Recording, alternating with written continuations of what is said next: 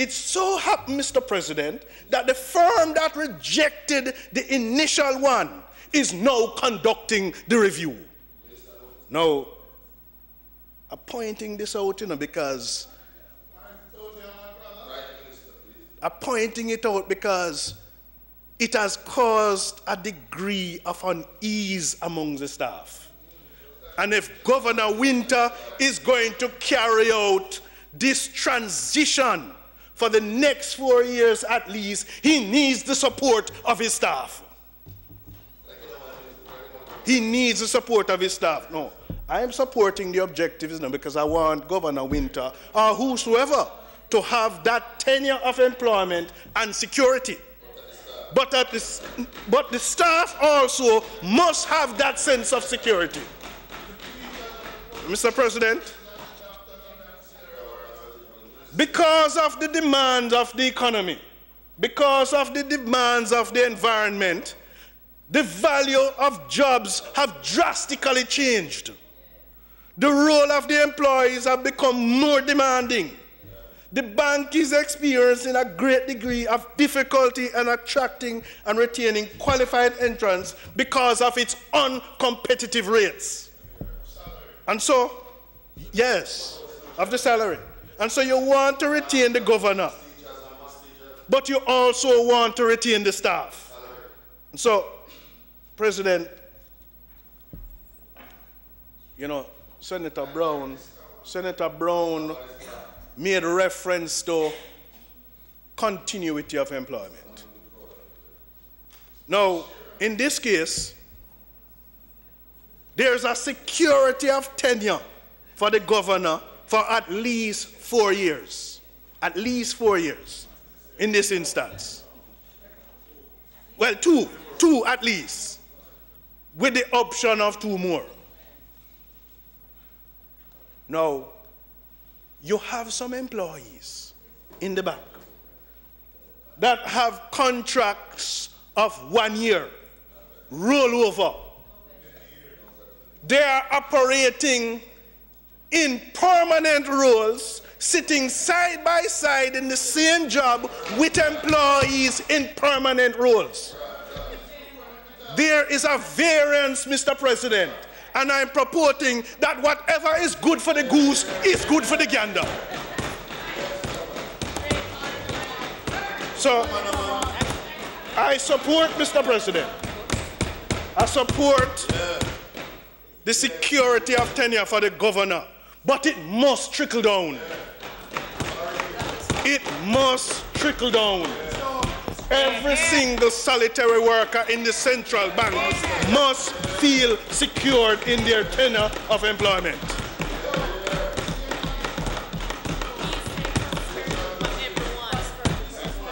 And Mr. President, we have raised concerns in this parliament with the precarious nature of fixed-term employment, where people abuse it. And there are workers in the bank that every time there is that anniversary period comes up, they feel nervous. They are not afforded other social benefit because of this fixed-term employment arrangement. And yes, and I want to support, Mr. President, positions taken for us to put in place policies to deviate from this fixed-term contract employment. And I believe, Mr. President, I believe that if we're going to do it, and if we're going to do it right, the state must be the leader in carrying this vanguard. Now, as I said already, Mr. President, what is good for the goose is good for the gander. The central bank is used in instances as that exhibit. People learn from the central bank that high standard regulated institution. Now, if the central bank takes a position in creating policies that secures employment, moving away from the precarious nature of employment of fixed-term contract, then I'm putting it to you, the same can be used for the rest of the public service.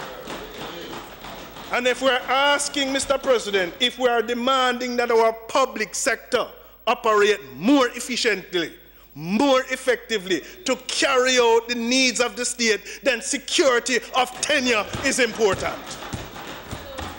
And so this is something that we have to look at. And I'm calling on the Minister of Finance and the Ministry of Finance to take a look in what is happening at the central bank. Let us start from there. And so, negotiations in the public sector have started. They are not going at the right pace that is deserving. And so public sector workers at this stage of the game are distracted, not focused. And there needs to be an intensity in the approach that we're treating with these negotiations. There also needs to be a greater level of care in advancing the proposals. The claim submitted by the varying unions is not confined to just wages. There are other terms and conditions of employment. Senator Gill, you're drifting from the intent of the legislation. Just stay on track, please.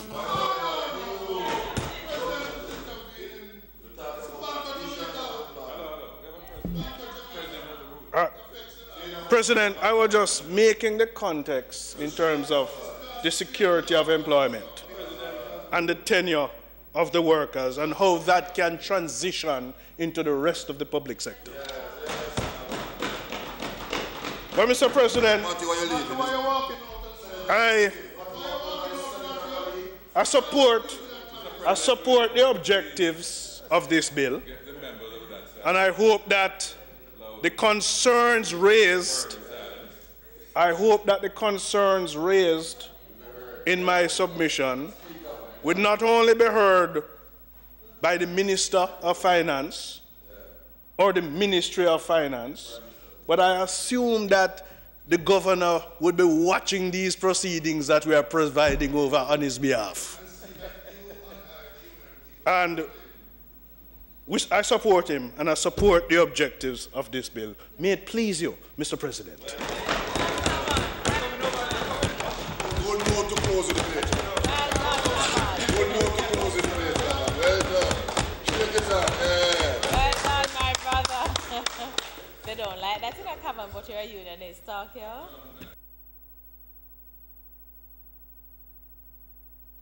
Thank you very much, Senator Gill. Minister Charles. Mr. President, let me thank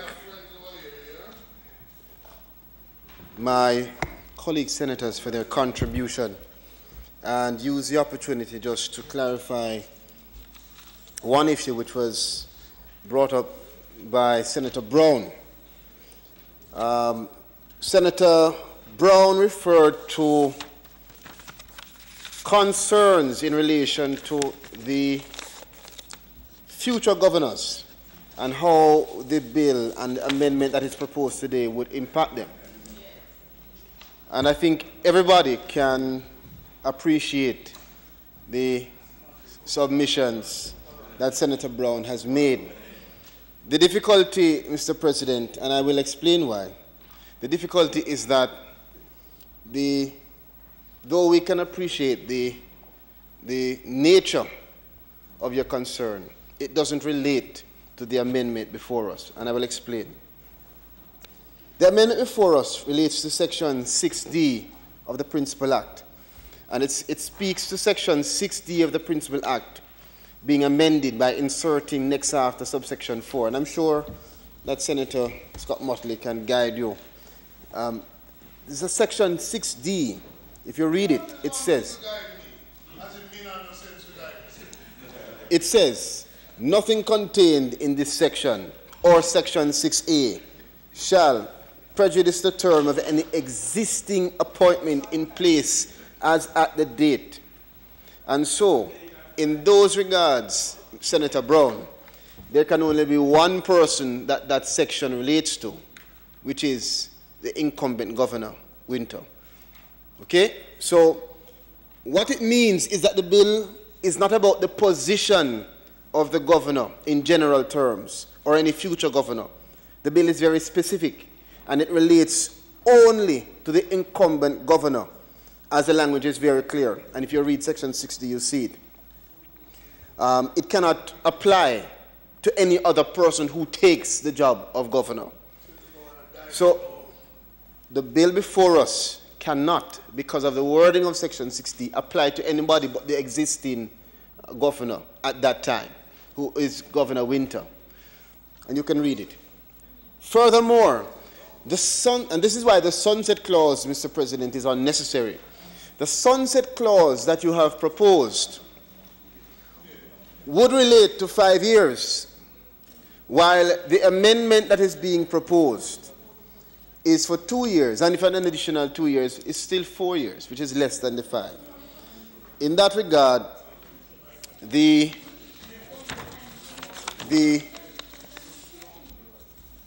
sunset clause is unnecessary. We can discuss further. Mr. President, as I had stated before, the bill is one which makes a very clear amendment, and it is important for the country to note that the terms of the existing appointment will continue to apply during the period of this extension.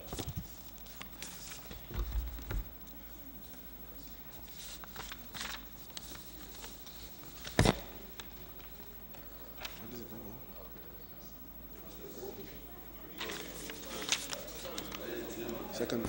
Mr. President, I'd ask that the bill be read a second time. The question is that the bill be read for a second time. Those in favor? Aye. Against? Ayes have it. Madam. A bill entitled An Act to Amend the Bank of Jamaica Act read a second time.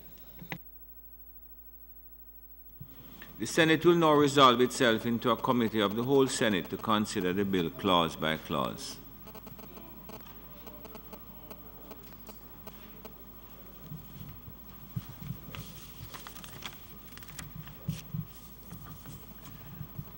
I put clause 1 of the bill. Those in favor?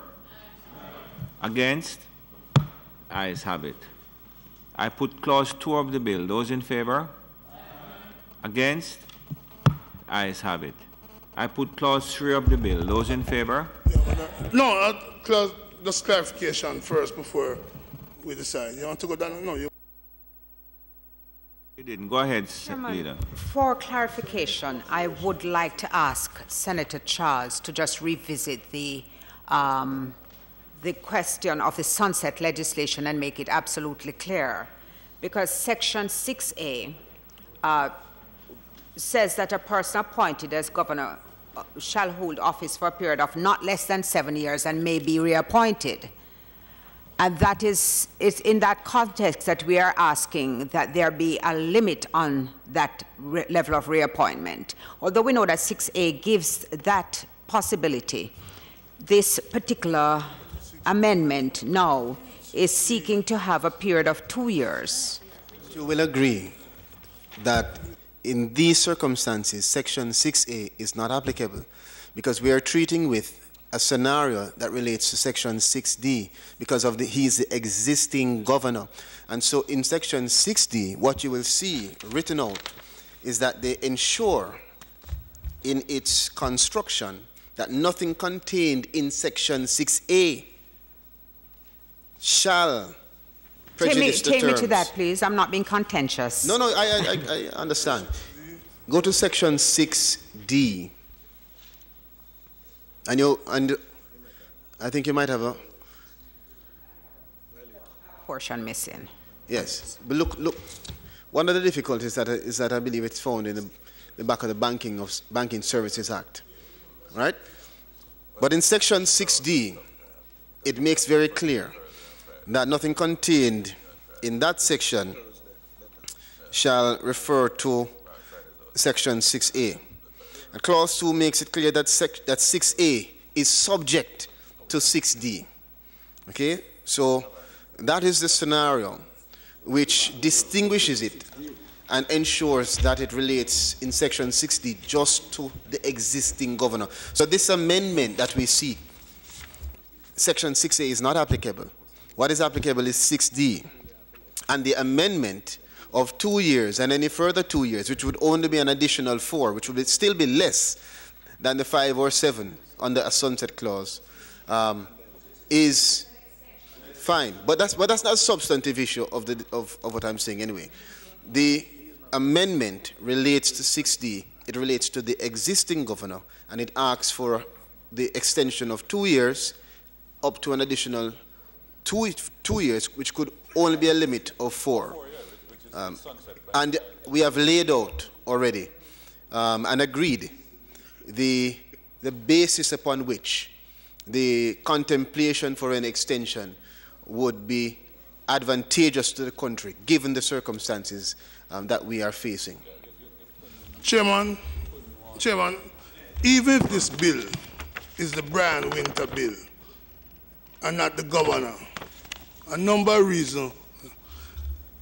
If Brian Winter, let's take it the Brian Winter bill first.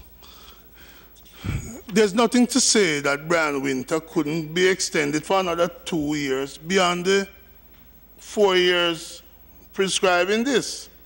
There's nothing to say that. So if you take it just even at the Brian Winter bill, we're saying as a sunset clause should be there that applies to Brian Winter. The current bill does not affect it. Secondly, if Brian Winter resigns, can I just let me finish. There's no provision to extend it beyond 4 years, you know, Senator Brown. Sorry? There is no provision here to extend it beyond 4 years. So what you're saying, and I want you to understand that I appreciate the concern that you submitted, even though it is on a premise which is not accurate to this bill. I appreciate the concern. It is a concern that is sensible. But this bill has no provision that speaks to an extension beyond 4 years. And this bill does not relate to anybody other than the existing governor. It doesn't relate to Section 6A. You asked a question before as to what would happen if the governor dies or for any other reason. If he dies or for any other reason, God forbid, then you would now revert to Section 6A. Okay? Chairman, I understand Senator Charles to be saying that this bill itself is only a 4-year bill. That's what you're saying? This bill is a 2-year bill with a possible extension of 2 years, which is maximum of 4 years. Maximum of 4 years. So you are saying that this bill itself is sunset.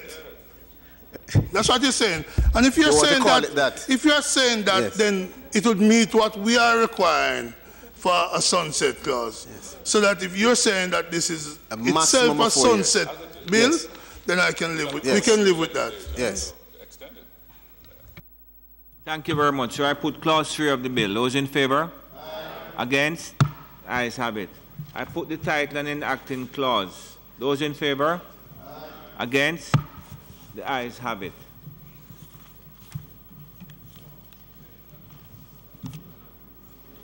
The question is that I do report the bill as having passed committee stage without amendment. Those in favor? Aye. Against? The ayes have it.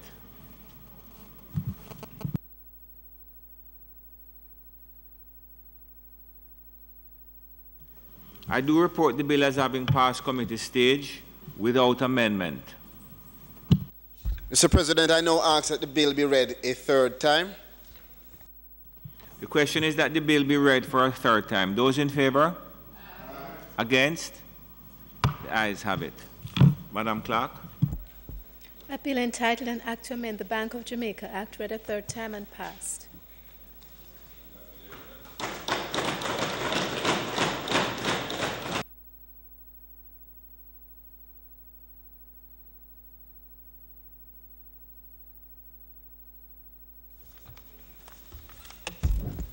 Mr. President, the time being now 11:29, it is not proposed that we do any further business today, and I now move for the adjournment of the sitting of the Senate for a date to be fixed.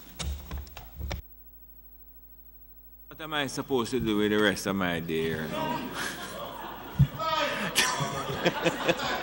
The question is that the Senate. Mr. President, I propose that you do some reading ahead of the next sitting of the Senate. The question is that the Senate be adjourned for a date to be fixed. Those in favor? Against? The ayes have it. The Senate now stands adjourned. Thank you very much.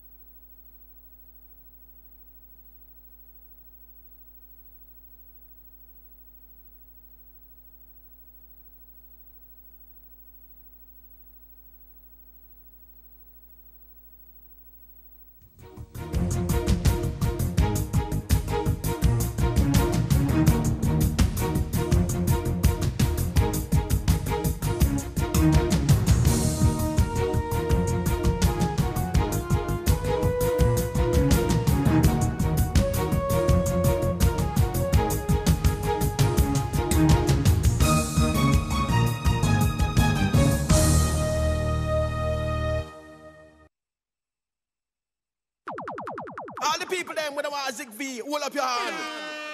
Zig V in the Caribbean territory, but we now want that virus take set pan we. So make sure send no stagnant water inside and mash up all mosquito breed inside. More hole in the tin them where you dash way and change the water in your vase every day. No litter, dispose of your garbage proper. You know them the thing that we turn drain blacker. Tour your community and tour your yard for suppress mosquito. We have figure hard dash we old tire turn over drum pan for prevention is the greatest weapon. And special shout out to pregnant ladies. Protect yourselves and protect your babies. Draw for your zapper and your mosquito spray. If you do all that we can to keep them away. For we now was in vain.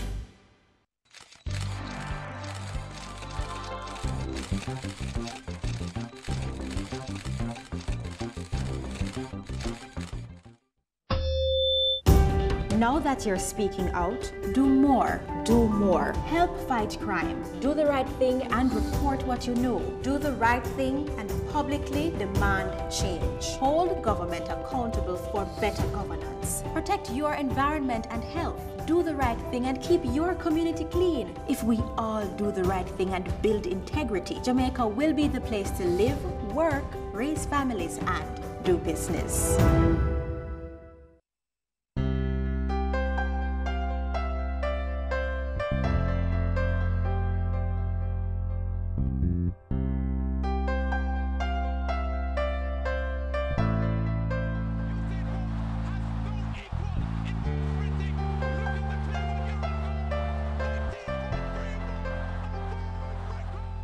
You can accomplish what you will. Jamaica to the world!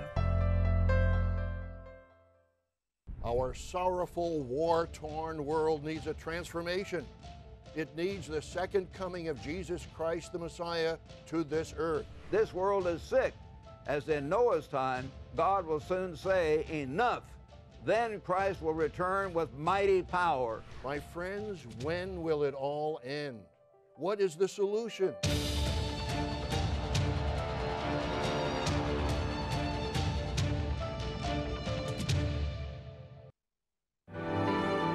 There's a long-distance relay that's still on.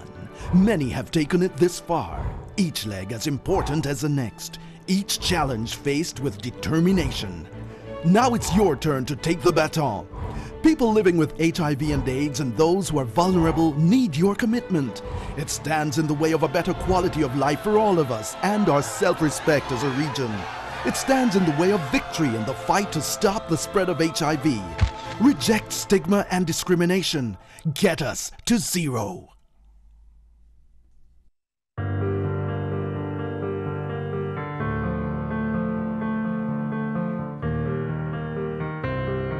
The most pressing need of this institution at this time is the infrastructure as it relates to the entire building itself. This complex was built in 1938, and I think from then the first time they ever had some major repair, it was in 1988 currently, during Gilbert. What has been happening, the school, if you look closely at the main building that hosts infant 3 to grade 4, the 4 pillars, they've been eaten out by termites. We haven't had a proper canteen facility, and more so where we have our literacy and numeracy program, we have to partially abandon that based on the structure. Debris falling from the rooftop and poor lighting in the main classroom, which affects the children's visibility, especially when it rains. And basically, if you notice, the classrooms, they don't have any partition, so the noise nuisance is a deter or a barrier to students' learning. So we have a number of projects. We have our literacy and numeracy project. We have our school feeding, our computer lab, which is down, due to the poor electricity, and also our library. So we would really appreciate if corporate Jamaica would really assist us in getting these projects going. If I could fix anything at my school, that would be the classrooms, the library, and the computer lab.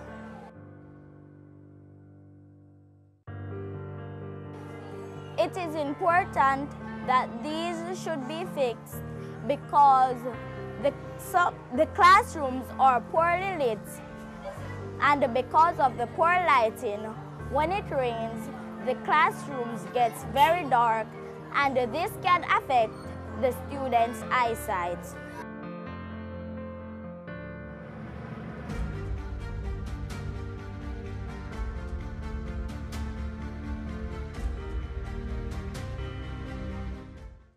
Jamaica. We can do so much as individuals. But together, we are forced to be reckoned with. The world loves us. They love our music, our good body culture, our athletes, our lifestyle. But have we been loving ourselves and each other? We have lost over 100 of our brothers and sisters since the start of 2017.